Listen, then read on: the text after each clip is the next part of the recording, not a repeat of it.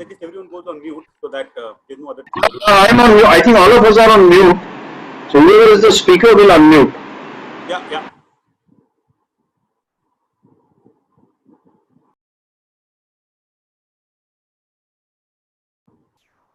Yeah, at the bottom of your screen, you can see the number of people who've come in.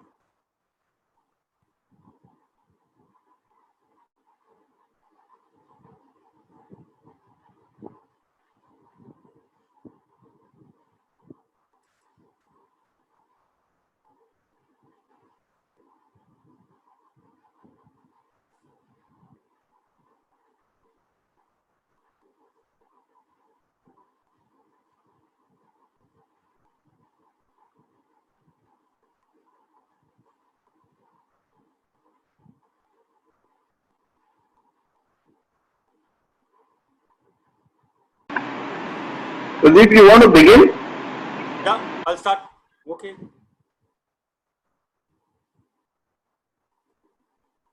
Yeah, 4 o'clock. Good afternoon and a very warm welcome on behalf of the Bombay Chamber of Commerce and Industry to all my panelists and participants. Our topic for today's webinar is recalibration of the media landscape, and we have an eminent panel from the M&E industry who between them have over 150 years of collective experience. We need look no further than our expert panelists to give us insights on the future of things to expect from an industry which plays such an important role in our daily life. So without wasting any time, let me introduce my panelists.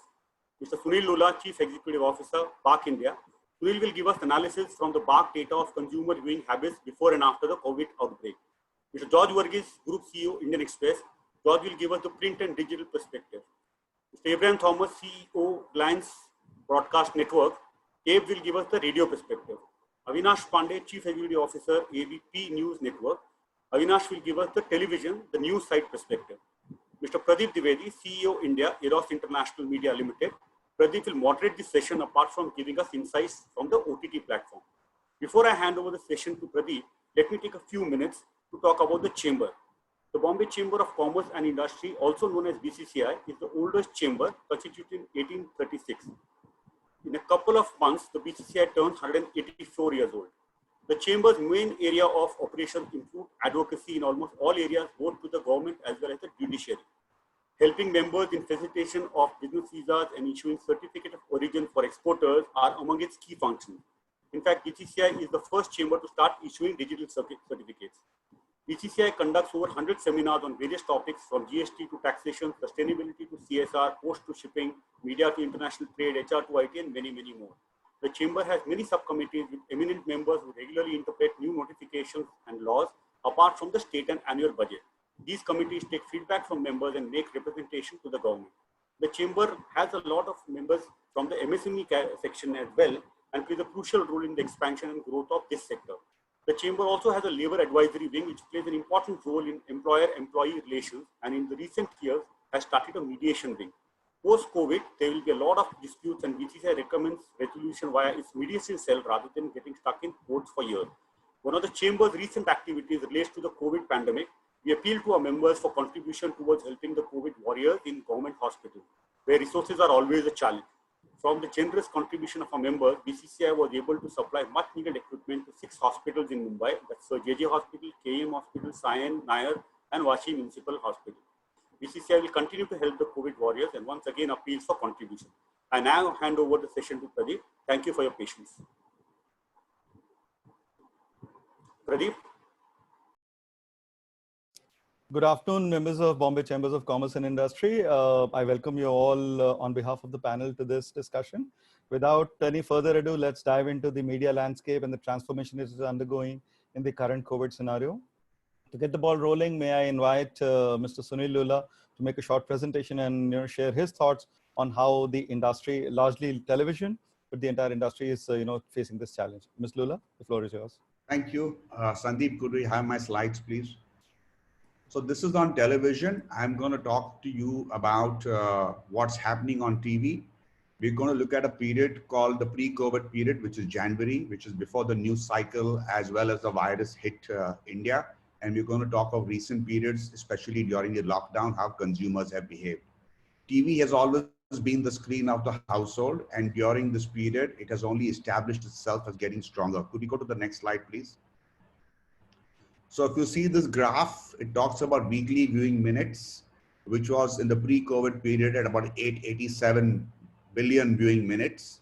It peaked to 1266 viewing billion minutes, and it's now at about 1101, which has come down. So if you compare the peak versus the pre-COVID period, we are talking about an increase in TV viewing of about 24% to current time.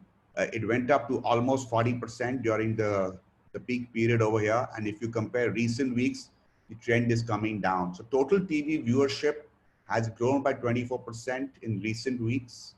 On an overall basis, at its peak, it grew by about 40%. If you look at reach, that also has grown phenomenally, with daily average reach being at a record high compared to earlier times. Could we go to the next slide, please?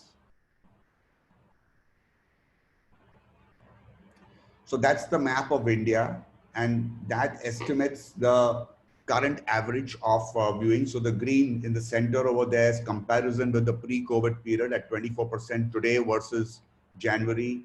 And the yellow is about the peak period of viewing versus where we are currently. Every state around the country has seen huge growth. The southern states always had huge viewership, and what you see is big growth in markets like Rajasthan, Uttar Pradesh, Punjab, West Bengal, Orissa, Maharashtra. A lot of this viewing has actually come at what we call as non-prime time hours, which is before 6 p.m.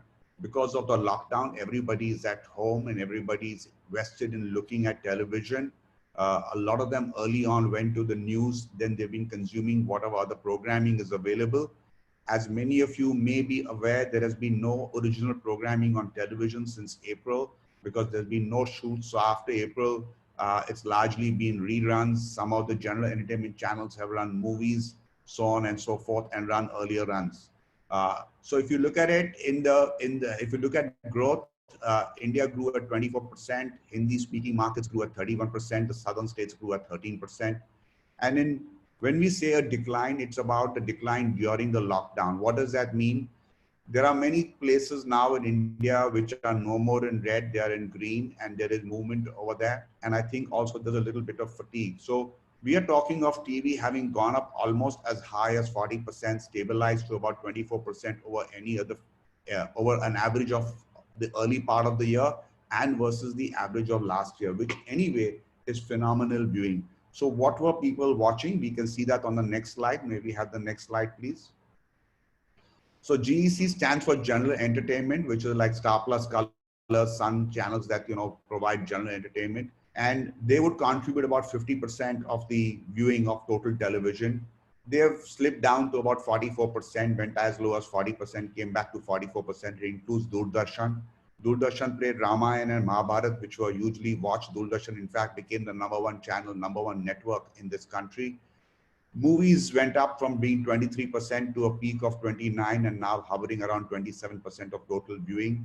News went from being an average of 7% of total viewing in the year to 21% at a peak and is now at about 15%, so double of its viewing base. And kids have remained largely the same in that sense. So by and large, because there's not much original programming, people are either watching reruns or some channels are playing movies on the general entertainment channels.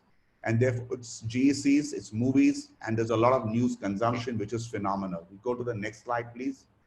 Now, this is a peak period of viewing. India has not seen such phenomenal viewing in years.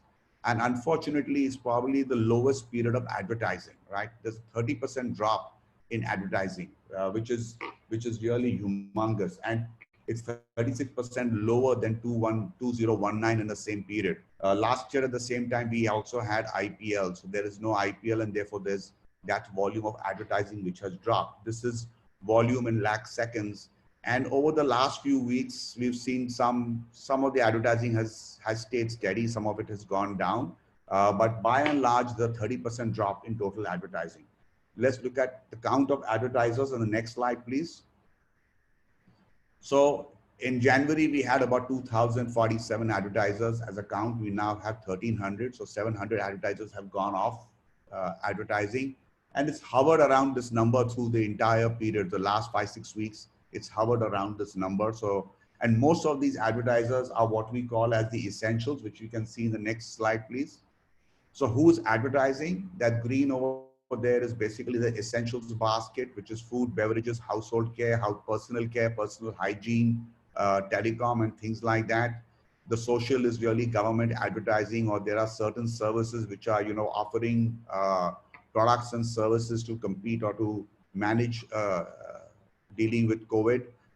So that's the social advertising. Then there are other services. So there could be banks, there could be education, it could be some of the video on demand services which are advertising over there. But basically it's essential. So it's companies like Hindustan Lever, Reckitt Benckiser and the like, which are really holding up the advertising force. So that gives you a scene of very high viewing, very low advertising. So to summarize at the next slide, this period of COVID, that is from let's just say middle of March to now, has been the highest TV viewing in the last 5 years. The big jumps have happened in the news category and the movies category across all languages: Hindi, English, Telugu, Tamil, Punjabi, Bengali, Gujarati, everything. Non-prime time viewing has really driven, non-prime time has really driven viewing because the male is at home, everybody's at home and they have watched television together. There has been no original programming, so general entertainment has taken a hit. Doordarshan has been the #1 network now 3 or 4 weeks in a row, and that's the first time after the year 2000, and primarily on the back of mythological shows. The rerun of Ramayana had more people watching it than ever before. In kids, we notice because they're at home and adults are at home, 60% of the kids' channel are actually watched by adults. Okay, so there's a lot of co-viewing over there. Some of the channels which owned OTT services had some of those shows from the OTT services come onto television, and they didn't score, they didn't rate, they didn't get much watched. So, because they are the product and the content there is created in OTT for personal viewing. TV is really a household product, and you could see that people did not accept those OTT shows. So by and large, advertising is really limited. It's clutter free. So if you have a brand you want to promote, there's no better time to promote your brand. And it's a lot of essentials and social advertising on TV. So in conclusion, TV during lockdown rocks, but business unfortunately does not. Thank you. Thanks, Sunil. I think that was a fairly comprehensive view of the state of the TV industry, both on the supply side of content and on the demand side of advertisers. As you rightly pointed out, there is opportunity for people to do more. I now yield the floor to Mr. George Burgess, who will give us a perspective from the print and the print digital perspective. George. Thanks, Pradeep. Thank you, Sandeep, for giving me this privilege to come onto this platform. I'm strategically today not going to talk about numbers. That's why I stayed away from slides. I'll try and give an overview of what I think is the impact of coronavirus on the print and digital business. I personally think the impact is going to be very large, and I'm talking of on a long-term basis. I think if you define AC as after Corona and BC as before Corona, I think AC is not going to be BC for the print industry. To put that into perspective, and just put a context around it, for a moment, let us look at the Western media. The Western media, if you look at it, if you take a 7-10 year back spectrum, print circulation was dropping, digital page views were increasing, ad revenue under pressure. All the digital native publishers had come in, there were intense competition, the BuzzFeeds, the HuffPost of this world. So the industry was in a bad situation. But if you look at the last year and a half too, the scenario has gone from bad to worse. And fundamentally, circulation is down, page views, the speed has slowed down, but ad revenue has not kept pace with the page views increasing. And that's fundamentally because there is a difference in the way print and digital work. For example, in print, the entire ad revenue is kept by the publisher. The content creator keeps the revenue. In digital, 80-85% of the revenue goes to the platform guys, the Facebook, Googles, Apples of this world. So the content creator gets a very small chunk of the revenue. Also, banner ads are becoming past the ordinary display ads. So costs went up spiraling, but revenues didn't go. So the industry went from bad to worse. The so-called digital native publishers, the HuffPost and the BuzzFeeds of the world, all are in cost-cutting, huge losses. Legacy publishers equally in trouble. But it is not all bleak, as I put it, but there is a silver lining. A silver lining is, the best example of the silver lining is maybe New York Times. 8 to 10 years back, New York Times decided to go behind a metered paywall. And that's a big call. You know, when you go behind a paywall, you're sacrificing growth because everybody can't access your content. So your page view growth will taper, but they took that call. And today that's paying dividends. They got about 5 to 6 million subscribers. They are making huge profits. Thanks also to Trump. They are investing into the journalism, 1,700 journalists. So suddenly in this bleak scenario, NYT created a model which seemed a viable model. And today, if you look at anybody who's doing well, they have either gone behind the paywall or found some other way to monetize their digital pages. So it's gone beyond ad revenue. Depend only on ad revenue to survive seems almost past. And I'm talking of BC. So all the scenario that I talked about the Western world is BC. Now for a moment, let's come to the Indian print scenario. In print scenario, print is a decent profitable business till about a month back. We were doing okay. We were all cribbing, but the fact remains print, maybe a circulation growth had slowed down, maybe ad revenue growth has slightly slowed down because a share in the pie started dropping, because digital started growing. But print was a reasonably profitable business. And digital page views were growing. And digital revenues were still not there, the same as the Western world. There were no digital revenues. But we were all happy because we were making money from the print world. So, happy situation. We were all hoping that one day we will monetize this digital revenue. We were waiting for this one day for the last 10 years. That one day has not come. But no problem. The print profits were subsidizing this entire thing. It was a good, okay scenario. And this is BC. And then Corona hit us. And Corona hit us, and how it hit us. Because unlike a TV or any other medium, our distribution got stuck. Because we depend on the vendors to the distribution. Because of the lockdown, because of the public transport not being there, paper was not reaching. So circulation took a big hit. Ad took a completely big hit. Sunil talked about 30% hit in advertising revenue. In print, it is a 70-75% hit in ad revenue. So we got 25% ad revenue. So it's a double whammy. Silver lining, digital page views went up. But is that a silver lining? Not really, because we can't monetize that. Because even if my content goes up, nobody pays me for the content or pays the print guys for the content. And nor is ad revenue there on the digital side also. So it is absolutely it's an absolute disaster scenario that we are looking at. Huge losses all print guys are making in the month of April. And I think my personal gut feel is the scenario may continue for 5 to 6 months, but we will come out of it. It's going to be tough. But a lot of tough measures will have to be taken, belt tightening, things will happen. But I think the industry will see through this. It's a tough phase, but we will see through this. So we will come back in the profit over the next few months. But will we go back to normalcy? I think it's wishful thinking to believe that we will go back to where we started this game with. Because first, never in the world, once a reader goes from print to digital, all of them will not come back to print once the print product is available ubiquitously everywhere like it was available earlier. So we're going to lose some readers. Circulation so is going to come under pressures. Ad revenue is bound to come under pressure. So overall, the pressure will be huge. So, print, all the print publishers, they are riding two horses. And one end, they're having one foot on the print, other end on the digital. And they're riding these two horses and saying that one fine day, I will shift the horse from print to digital.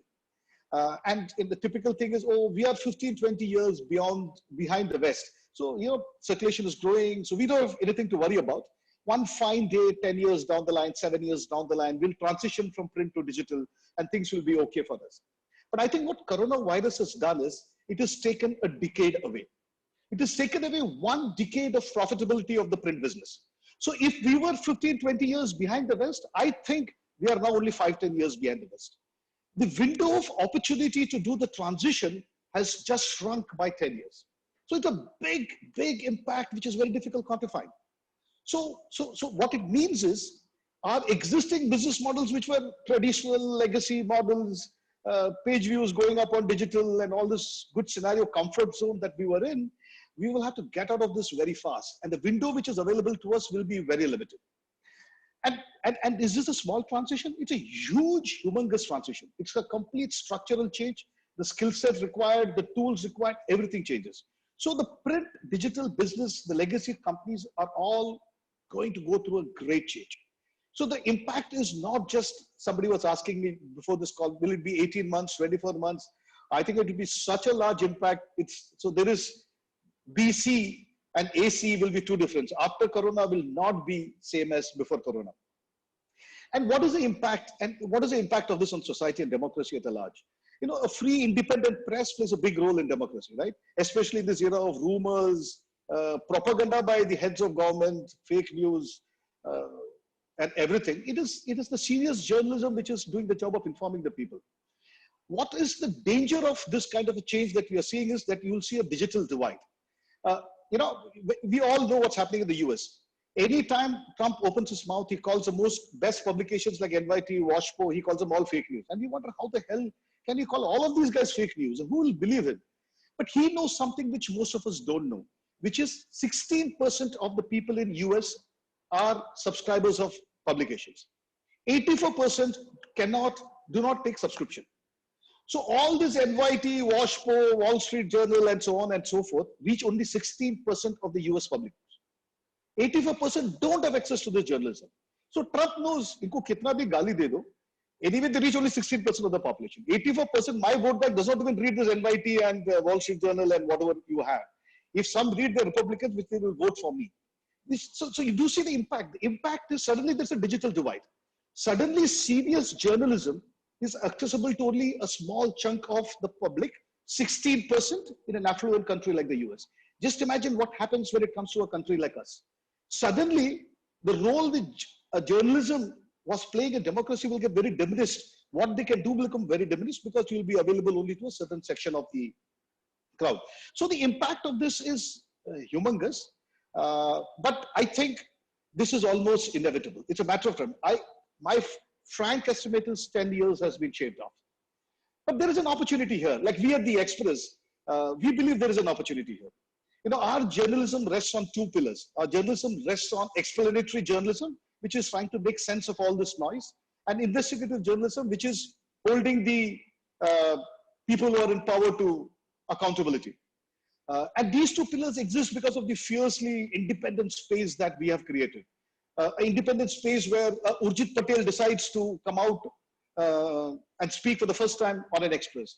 A space where the two ex-RBI governors, when they had to put in the stimulus plan, they chose the Express. A space where the Vice President of India sees a story about a Manipur doctor whose body was thrown and left abandoned after he got COVID. And then he gets so carried and so moved by that he writes the next day morning. So we've created this beautiful space, and we think this is our differentiation, this is our value prop. So the challenge for every publisher now is how do you add value to the reader? Because if you don't add value to the reader, will he subscribe to it? So I think this entire Corona episode is going to have a big lasting impact on our industry. You know, media, we say that media thrives on crisis, but this is one crisis which is definitely going to test the mettle of the print and the digital business. Thank you. Thank you, George. I think that was a pretty good deep dive into the state of the print industry and the way it's transforming digital. I can only say that as a regular print reader for nearly 50 years, I miss my daily paper. I can't wait for it to come back to my home. So more power to you in overcoming these challenges. And on that note, let me yield the floor to an industry representative whose industry is into our home, COVID or not. That's the radio and FM radio business. May I request Abe Thomas to take the floor and share his views on how the radio industry is faring. Thank you, Pradeep. Thank you, Sandeep, for this opportunity. It's always a tough task to follow George in any presentation, but I have a few slides and let me make that attempt.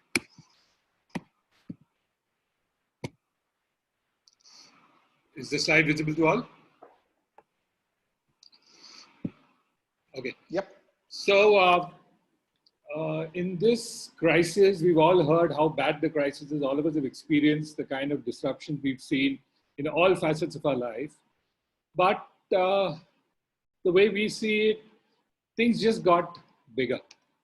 So one thing that we did, radio was under some cloud the last couple of years because of perception issues mainly, but because of genuine threat of substitution from digital media and all of that.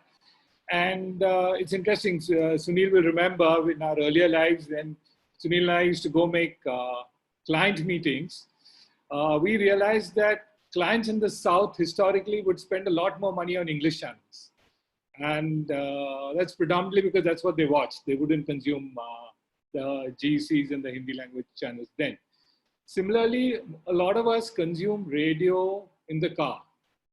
So general perception is radio is consumed in the car, and since the lockdown and the cars being off the road, obviously radio would have got hit. If you look at any of the published research data, whether it is the IRIS data, which is a readership survey which publishes every quarter, which is the, if you look at RAM, which is a radio measurement which is done in 4 cities, 65% of radio listening happens at home. What has changed in the last few years is that 52% of radio consumption happens on the mobile, right? So people are consuming radio on the mobile across different venues.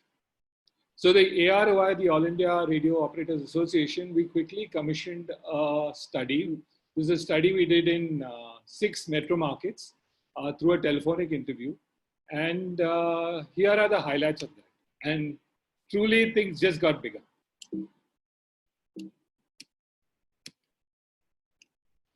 So this is a research conducted by AZ Research, where in the 6 metros, we found that there's a 28% increase in the time spent listening to radio, and 82% of the population sampled in these 6 metros tuned into radio during this time. This time spent increase is across SECs. To answer the common misconception that isn't car listenership a big component, it is. It's about 16%. And possibly the reduction or relatively less growth in time spent listening in the SEC A is possibly because of car listenership going down. The other thing which radio has consistently scored is on the credibility score. We have these really trusted and credible radio jockeys who over the last 15 years have built trust, have built following. They are actually local influencers, and what they say has a lot of value to the listeners. So radio scored very high on trust and credibility. So just a summary of the research which we done, that 51 million, which is 82% of people tuned into radio in these 6 metros, second to television. Average time spent has gone up almost by 30 minutes per day. And this time spent has gone up across all SECs.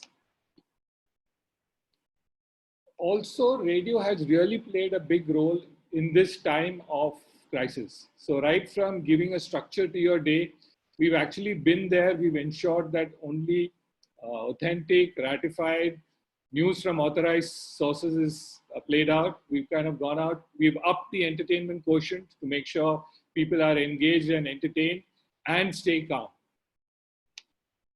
Suddenly, the true value of radio got demonstrated in this crisis. So clearly, 82% population.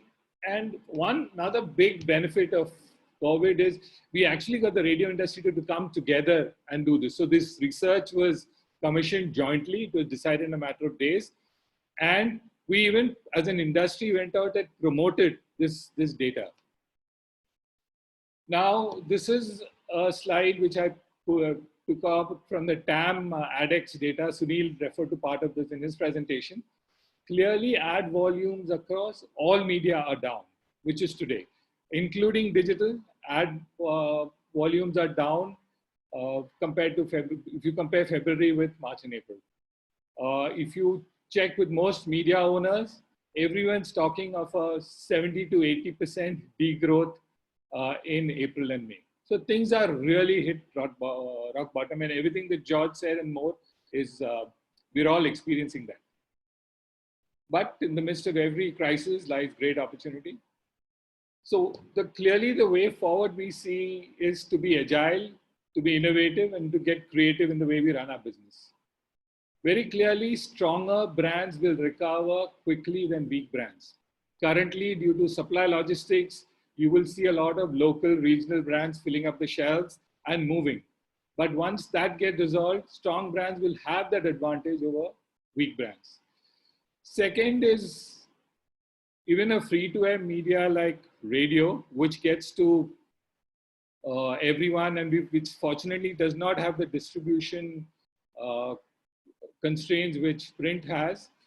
We are looking at whether there are alternate models to supplement the business. Conventionally, over the last few years, most radio networks would generate about 10 to 15% of their revenue from other activities which are primarily driven on ground activations, amplification, and so on. All that has stopped either. So is it possible to come up with other paid for models? Is it possible to actually create, like we are working on a big online cafe where we're saying, can we do live shows from there that people will pay for? Clearly, it's the age of partnerships. It's a time to collaborate with as many different platforms as possible to put together a stronger offering. All business models are getting evaluated. We seamlessly moved to a work from home with minimum difficulty. Suddenly questions are getting asked in terms of, is it possible that some functions, some markets can get into a hot desking or a teleworking model? And very clearly, most conventional broadcast organizations were digitally lazy. We would do whatever is the basic required to stay digital. And suddenly we are forced to become a digital first media company. I just have a couple of slides, Pradeep. So while a lot of effort is being put to ease the liquidity and to increase credit so that businesses can begin to start pulling up taking advantage of the opportunity.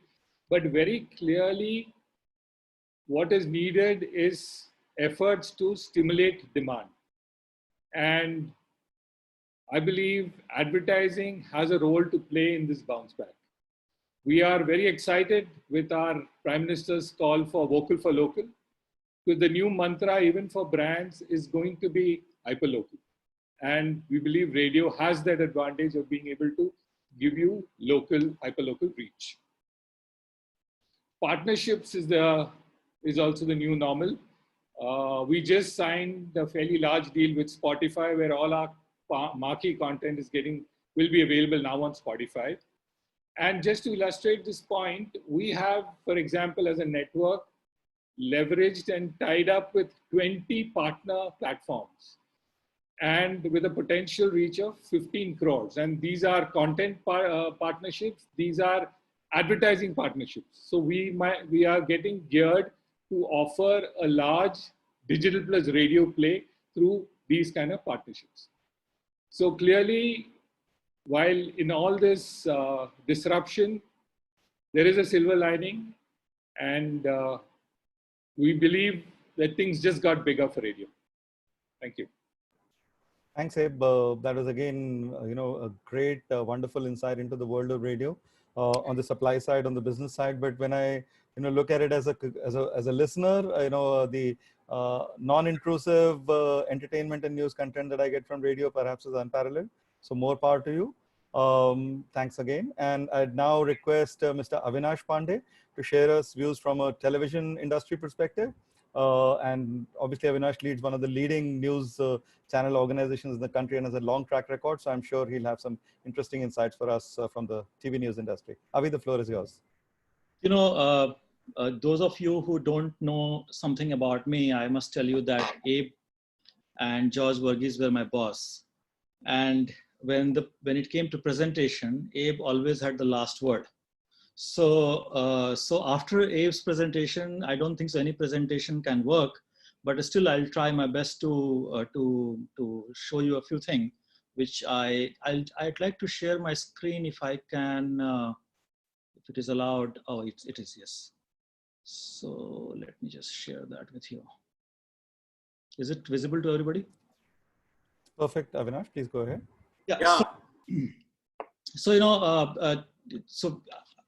we are in a very, very, very, very uncertain time, and degree and extent of both of which is unknown to us. we can only hope that there is a time when all of this will go away. And so there is a chaos and we are all accepting it. I don't know whether the chaos is going to accept our industry. First of all, Sandeep, thank you very much for organizing a media and entertainment sector talk from your Chamber of Commerce.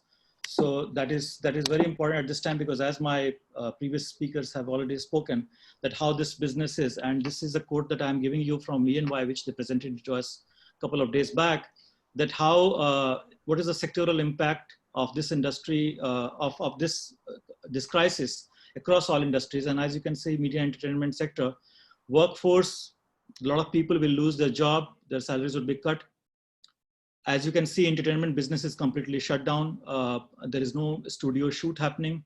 Supply chain is in great crisis. Revenues are half as of now. And overall assessment is that we'll lose about 3/4 of what we have managed to do so far.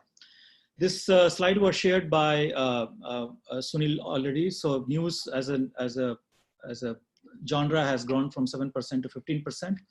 While this is the case of Hindi news environment, in which largely most of us in the news business operates here, it has grown by about 136%, while the revenues are down by about 32%. Now, some of us raised the issue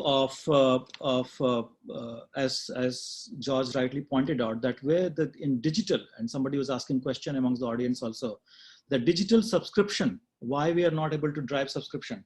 Now, in a country where so much of news is freely available through different platforms, charging for the news businesses subscription is really, really a tough challenge. But people who are in the news business or people who are in the news related business, they will have to find a model as to how to charge subscription money on their digital platform as well as on television to balance this out. This crisis has certainly taught us a lesson about over dependency on one particular revenue stream, which is for any business. If your entire eggs are in the one basket, it is very, very dangerous. But look at it, what were we doing when we are allowed to do business?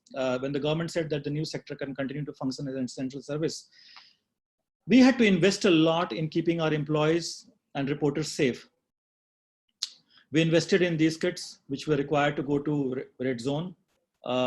We did a huge amount of work in educating our own employees as to how to be safe when they are stepping out from their home to work. And at the same time, educating millions of audience as to what they should do. So first thing what we did is that much before the government started lockdown, we stopped all guests from coming to our studios. So we said, how can we move you? You stay wherever you are, we'll send you the app of TVU and you can link it from there. And I can tell you, frankly, it was a great surprise for me also that something that everybody thought was unthinkable, we all have achieved it in last 45 days, 50 days time. We have managed to do production from home. We have managed to do broadcast of programs from home. So on the left-hand side, you can see Suman Day anchoring his famous show from Calcutta. We have news industries have done seminars like the one we are doing, where all the ministers and all the panelists joined from their respective location. Technology has allowed us to do so much is unthinkable. But I can tell you certainly that no matter how much technology we use, the magic and the sharing of knowledge that comes by putting together a bunch of people in the same area and room, and then exchanging information, that can never be replaced. So I'm hoping this is only for the time being, but this has led to a great innovation by the news industry. What we also did is that we made a lot of videos to promote what Prime Minister was propagating. In fact, before we started making this, Prime Minister joined on a conference call with all the news channels, CEOs and the editors. And he said that, and we urged him that, look, nobody listens to us as much as they listen to you. So, why don't you say what you want people to do? And he said that, look, I want people to stay at home. Can all of you run a campaign? And this is what, immediately after that, this is what we started. से बचना है तो हाथ मिलाने से बचे, हाथ मिलाने के बजाय नमस्ते करें. कोरोना से अगर बचना है तो हाथ धोना बेहद जरूरी है. इस खतरनाक वायरस से लड़ने के लिए 20 सेकंड कुछ भी नहीं. लिफ्ट के बटन को उंगली के बजाय कलम से दबाएं. टिश्यू इस्तेमाल करके. So this was our initial campaign that we did which we called Corona Ko Dhona. and with होकर धो डालिए इस खतरे को. with the popular character like Srivardhan, who popularized it. He's more popular than many journalists that I knew as friend of mine. The second one that we started. So when the lockdown was about to end, all experts said that this is not the time to close the lockdown. And in business, we were feeling the impact of the lockdown in our revenue. And frankly, personally, I was not in favor of complete lockdown. So while we were running the campaign, stay home, stay at home, wash your hand, our editorial team decided to run this campaign that लेकिन खत्म नहीं हुआ है corona. Lockdown का मकसद पूरा नहीं हुआ क्योंकि जमात और पलायन ने अड़ंगा लगा दिया. इसीलिए अब भी हम में है दूरी, क्योंकि लॉकडाउन बढ़ाना है जरूरी. 21 दिन है कम, लॉकडाउन बढ़ाने में है कम. So we did a campaign that you extend the lockdown. It is right now not sufficient for us to contain the corona epidemic. It ended up extension of another lockdown, and then when the third stage came, when they were trying to open red, green, and yellow zone, they started another campaign of मत जाना भूल. Orange zone का result बताएगा red होना है या green.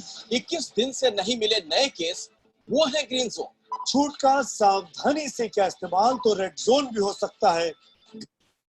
So I tell you, because we have short time, so it was very important for us to explain things, a complex thing in a very simplified way, because every week the governments and different governments and state administrations were coming out with different rules. For example, NCR is geographically one territory by the Act of Parliament, but Gurgaon draw trenches on its border. And they did not allow people to enter from Delhi to Gurgaon or Gurgaon to Delhi. Noida was sealed, and they did not know which area to move in. And within the municipal limit of Delhi, there were a lot of restrictions. So we managed to create these promos and educate people. One more thing that since it's an industry body event, I would like to draw the attention of people here that while the government of India, when they decide to open the lockdown first, the first debate that came to open the alcohol shop or not. And with the opening of the alcohol shop, the long queue in front of the alcohol shop, the chaos around it, the government said, okay, I'll create a portal, you can do home delivery and etc. and all that. But the same government does not allow alcohol to advertise. In any developed country, alcohol is allowed to advertise. And I believe that anybody in this country who has a legitimate right to manufacture and market its product, he should be also allowed to advertise, because right now this entire industry is already under the burden of less advertising. More and more products are, many businesses will go out of the business.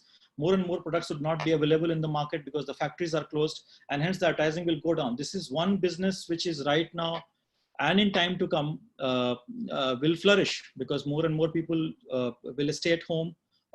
They will work from home, and the consumption of such product will go away because the bars and restaurants are anyway closed.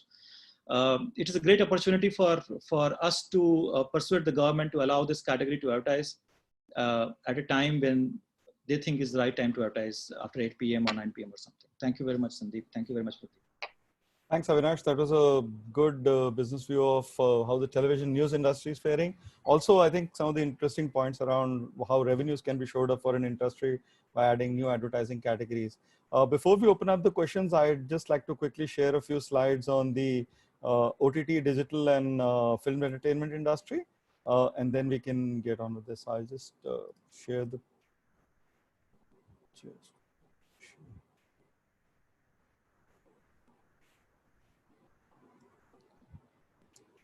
Is the screen visible to everybody clearly? Can somebody confirm? Avinash, is that clear? Visible, yeah. Great, thank you so much. So I'll quickly give you an overview of how the digital OTT film studios and theaters are, screening the coronavirus times. Clearly, these are unprecedented times that, most of us in our lifetime would not even have imagined. But this has also thrown up some very interesting trends. While Sunil spoke about the BARC data on television trend consumption, as well as the kind of genres of content that is getting consumed, we are seeing a very similar and yet certain unique trends in the internet and OTT consumption as well. So first of all, at the most generic level, with the imposition of lockdown, there is a massive increase in the internet consumption itself that has been seen. People that were using data packs for limited use purposes, largely around social media only, were actually using it to consume a lot more news and a lot more entertainment than they were using it earlier. So the sheer number of people went up. This compounded by the fact that the average time spent per visit also increased substantially by between 18 to 23% across various gender categories. So, in case of females, it is 18%. In case of males, it's 15%. But males already had a larger proportion of the content consumption earlier. So if you look at the blended mix, the blended mix is showing about 23% kind of increase of average time spent. With the social distancing norm coming into the play, the online social connectivity increased substantially. So while, things like WhatsApp. Slide changing. Is it Sorry? at other places? Sorry, I didn't get that. Your slides are not changing. So No. So this is the first slide itself. I'm still on the same slide. Yeah, sorry. To continue, so the social distancing has led to a larger increase in online social connectivity. The entertainment sites specifically have seen huge amount of increases. And obviously the lockdown has thrown open a large growth for OTT players. I'm sure a lot of you are spending a lot of time on things like Netflix, Amazon Prime, Eros Now, Z5, MX Player, Voot, etc. Depending on where your preference lies, whether it is scripted content or movies and English versus Hindi versus regional genres. But practically all OTTs are seeing huge amount of increase in consumption. On the supply side as an industry, what we realized was is the bandwidth, especially in tier 2, tier 3 cities, was limited. We have downgraded the resolution of some of the content that we had from 4K and high definition to standard definition to allow a larger masses and larger set of people to get access to the content that we have to provide. One of the interesting observations that we had also was that the engagement with religion and spiritual content actually has seen a substantial increase. This has been witnessed in case of television as well, but more so in case of digital. This kind of change in trends and patterns on OTT consumption as well as digital consumption has created a new content and advertiser paradigm. So there are certain digital platforms like gaming, OTT, e-commerce that have gained in digital revenue terms as well as in digital supply terms from the current environment. There are certain advertisers who have been significantly impacted and their spends have been cut off, which is visible in all the data that were shared, with a 30% decline in television or close to 70% decline in print or even decline in radio advertising to some extent. So categories such as automobiles, travel and airlines, retail substantially cut down their spend. And we believe these sectors would bounce back as and when lockdown is lifted in phases and people start coming back to some level of normalcy. Interestingly, there are certain categories that are spending a lot more on digital now than they were spending earlier. The whole digital transformation, which was supposed to be a long-winded affair and a gradual transition in the economy, is being forced because of COVID. So sectors such as fast-moving consumer goods, edutech, which is educational technologies, and financial technologies, are seeing substantial amount of spending in digital going forward. And obviously from an advertising standpoint, and many of you in the audience are running large businesses with large advertising budgets. So digital is a very cost-effective and very efficient way of reaching an audience in a scenario such as the one that is prevailing right now. If you look at the kind of content that is being consumed, that is also having an impact in the way advertising is getting thought of. So nostalgia of old TV shows, Sunil spoke about Ramayana, and that is clearly visible in seeking or search queries on old TV shows in digital and OTT content as well. We are seeing 81% search and search kind of throwback or legacy shows, etc. coming in. A lot of these sorry, Pradeep, are you still on the first slide or because the slides are not moving? I'm on the second slide now, which says new content and advertiser spends paradigm. So, it's not moving? allow me to just. Yeah. Now it's gone. Thank you. Now it's gone. Just 1 second. I'll share once again. Apologies for this. Just 1 second. Is this now visible? Yeah. Now new content and advertising spends. Is that the second slide? Yeah. Yes. Just 1 second. I'll just make it full screen so that it's easier for. Is it still visible to everybody? Okay, great. Let's just move forward. So clearly the advertiser interest in exploring especially for advertisers that have traditionally not gone in for digital. To explore digital advertising avenues around Google, Facebook, and Twitter is seeing a substantial amount of increase. The next area where there is significant amount of impact is the theatrical business. The theatrical business is facing double onslaught. On the one hand, they, because theaters were public venues and they were the first ones to get shut off, the audiences are unable to come there, because of lockdown and also because of the social distancing norms that are there. So even when they open up, let's say 2, 3, or 6 months down the line, they will have to maintain segregation and hygiene and sanitation standards that will impact on the quantum of people that is coming through. So obviously they are losing revenue, and that's a big strain on the industry itself. But at the same time, the producers and the distributors who have invested significant amount of monies on the movies can't wait for such a long time to monetize their content, right? So that is also leading to a situation where producers are saying, fine, if I've not able to leverage the window of theatrical release as an opportunity in the business, let me go straight to OTT. So just to share with the audience, a typical film entertainment or a movie goes through a typical life cycle of monetization, which starts with theatrical window as the first window, and it's a phased pattern. Theatrical is typically followed by a television premiere, television release, followed by digital, followed by a long tail of CD, DVD release, and local cable operators, in-flight cinema that you see typically when you're flying overseas, etc. What COVID has done is it has completely turned the industry on its head. The whole theatrical window has gone outside the ecosystem altogether. Television has actually now become second, and digital from slot number 3 has actually come to slot number 1. So you see, a lot of new movies, and while I can name a few, I'm sure a lot of these WhatsApps are floating around, or movies like Gulabo Sitabo or Shakuntala Devi, etc., coming on some of the prime OTT offerings. Almost every OTT player today is looking at, launching movies directly on their own platform and getting the audience attention. We at Eros happen to be a movie studio as well as a OTT platform, and we are clearly evaluating that a lot of our movie studio productions should land up straight away to our OTT, because we don't see the theatrical window coming back anytime soon, whether domestically or internationally. So on the one hand, the theater distributors are and the exhibitors are completely stressed, because obviously if they lose out on this opportunity, they will not get the audience back. But the producers are also stressed out because their monies are also at stake. So I think this is a time for a lot of collaborative discussion in the industry to happen as to how do we make sure that while the producers don't lose their money, there is an adequate window for theatrical releases also to happen as and when theaters reopen. So this is one of the dilemma the industry is facing. So quickly just recapturing some of the way forward issues in revival of the industry. Clearly production is the first thing that needs to get back in shape. With the adequate social distancing and sanitization norms, we believe that the in-studio production will be the first thing that will come back on the calendar, and we will be allowed to go ahead and start shooting shows in the studio. As Avinash had pointed out, the television news is already doing a fabulous job. So we will see that extending onto the entertainment field as well. As a next step, what we believe is that with adequate precautions, the location shooting and the outdoor shootings will also start, and that will give a much richer flavor to the entertainment content that comes out. One of the issues going forward will also be talent. In a scenario where demand was sort of near unlimited, talent costs and talent, and while I've shown only the acting talent, there is talent around photography, around music, around all kinds of backend technologies that goes into making a movie. All of the talent costs have seen significant escalation in the last few years.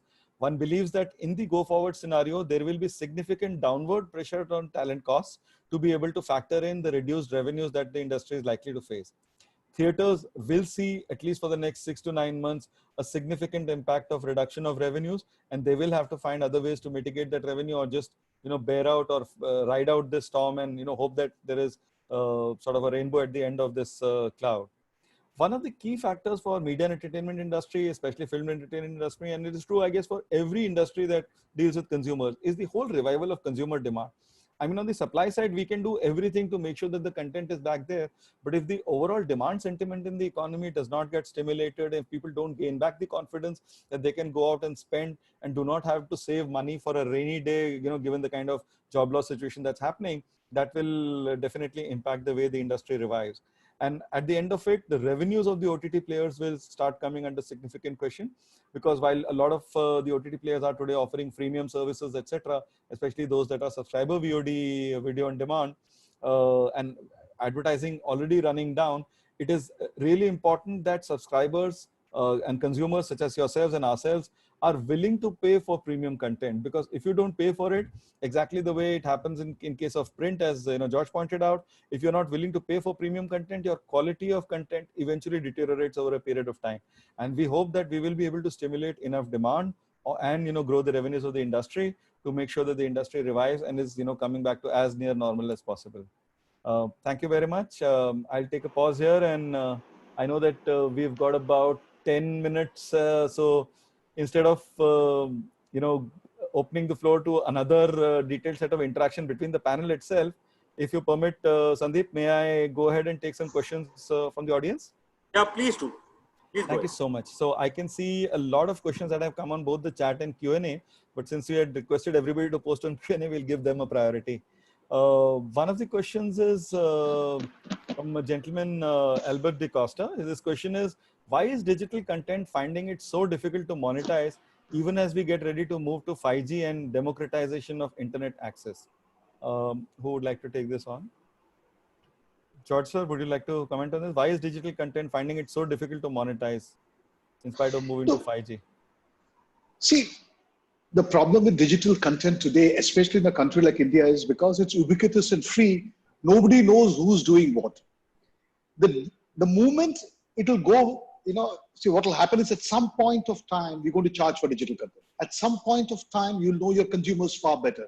At that point of time, your ability to target customers, your ability to deliver not just clicks, but actual sale will go up. So the more sharpshooter you become in the digital space, more value you can give to the advertiser.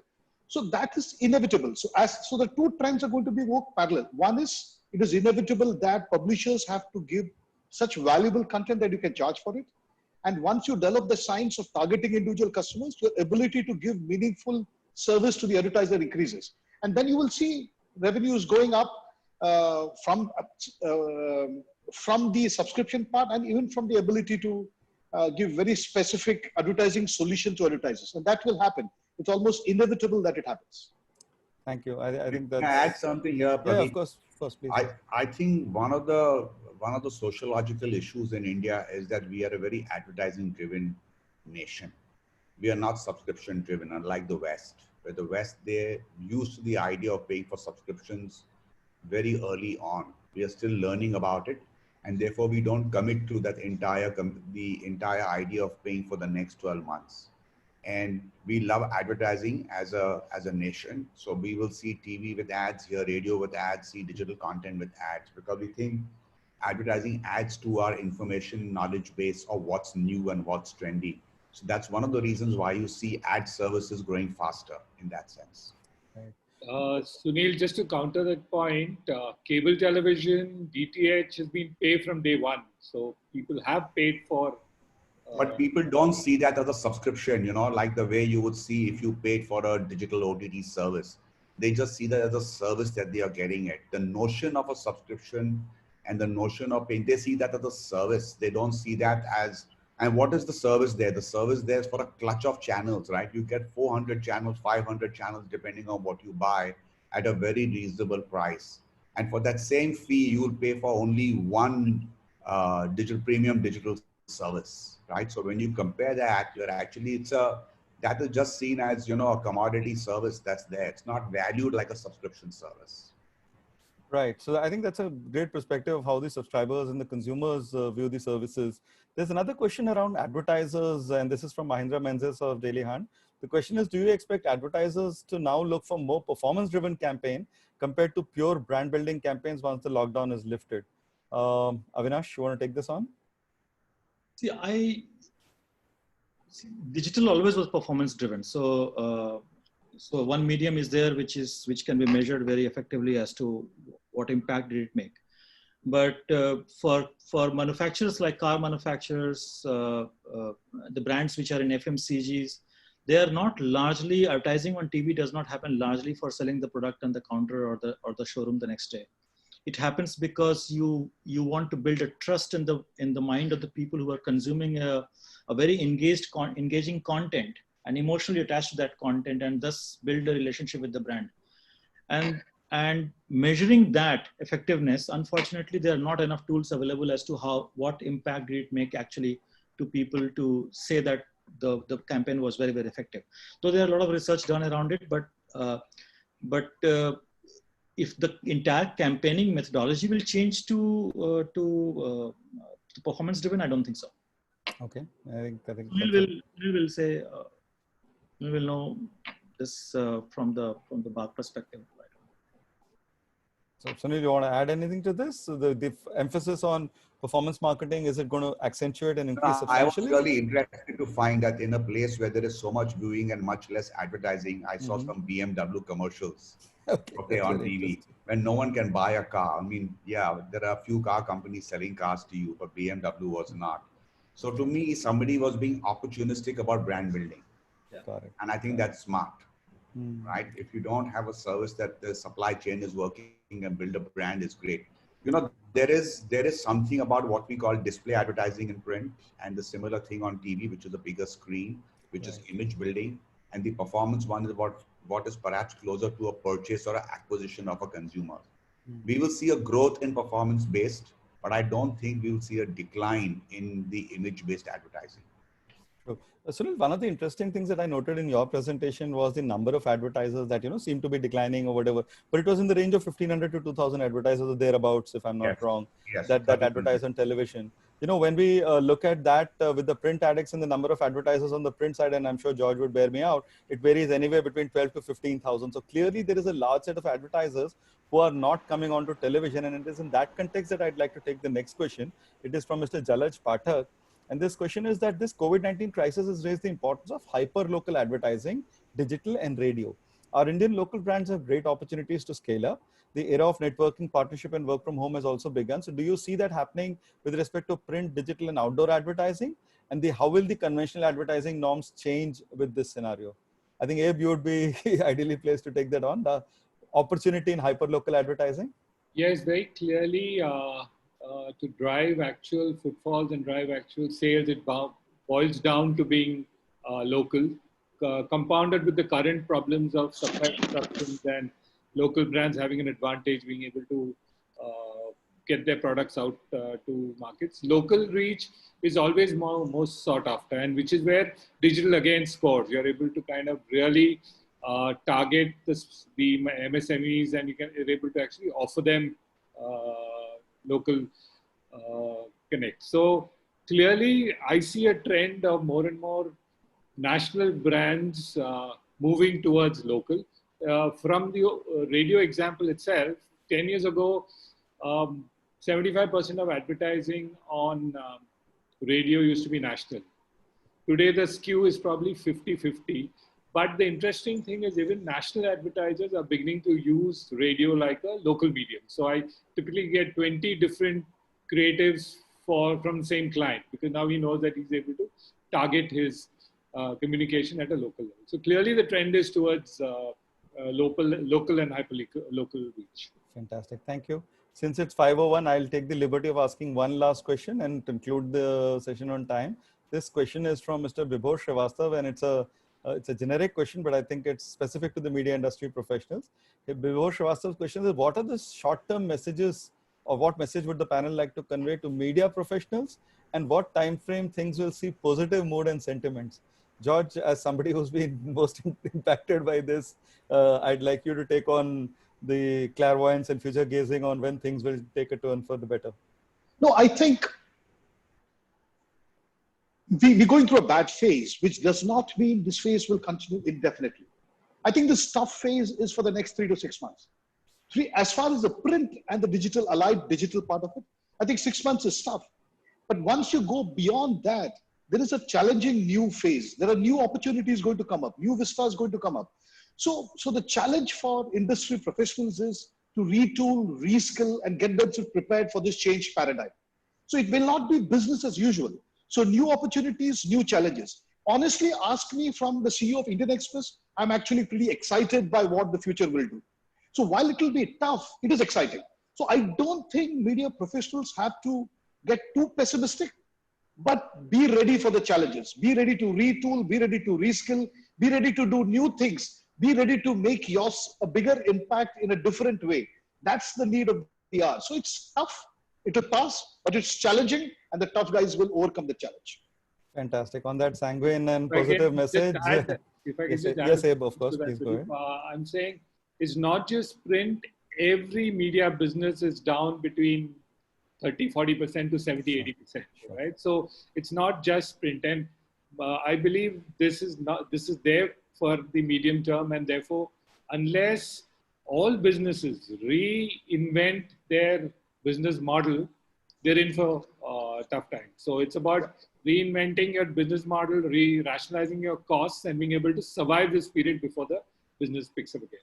Fantastic. I think that was some great set of insights. I only hope that over 100 participants who have spent an hour and invested a large part of their day on this panel have found something useful from this session. On behalf of the entire panel, I'd like to thank Bombay Chambers of Commerce and Industry, especially Mr. Sandeep Khosla and Mr. Vijay Srirangan, for giving us the opportunity. All of us are available on social media. If any of the participants wants to reach out to us and ask further questions, we'll be happy to take them on. Stay safe. Thank you very much. I hand the floor back to Mr. Sandeep Khosla. Thank you, Pradeep. Thank you, Pradeep, and thank you all the panelists. It was a very, very informative session. We have a lot of questions. So what we'll do is we will put these to our panelists and then reply back to whoever has asked this question. Sure. May I now request Vijay Srirangan to give the vote of thanks, please? Yep. Thank you, Sandeep, and thank you, panelist moderator.